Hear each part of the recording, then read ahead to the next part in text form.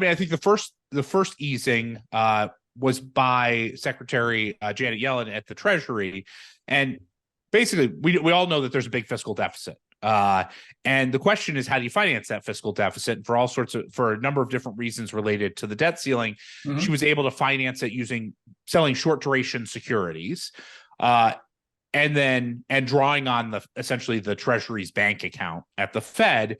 Right. She refilled that bank account selling only short duration securities, and in the summer indicated that she would start selling more long duration securities, but then walked that back on November 1st. And that's essentially, if you just think about whether you call it easing or not, the long end interest rate market is just a market, and it's buyers and sellers, and the Treasury is the big seller. And if the Treasury one day everyone expects to issue a bunch more bonds, and the next day they say that they're not going to issue, they're not going to pick up their bond issuance, that's a big change in the future expectations. And that's a big part. It's about half of what we saw in terms of that bond rally that started this cycle that really started on November 1st. Well, you make a great point, but it's a point that I don't think many people have actually got their heads around.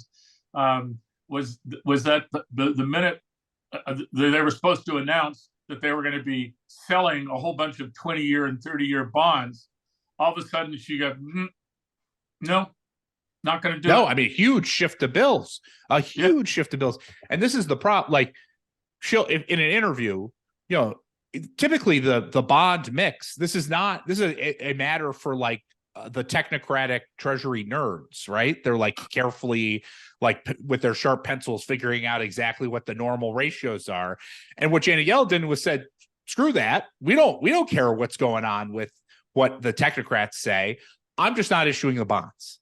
And what she made in that choice, she made a policy decision about something that had previously been a technocratic decision. And that's a big deal because it means, because she sits in a political role, not a independent role, and she's now pursuing a set of policies that have meaningful influence on the macroeconomic dynamic.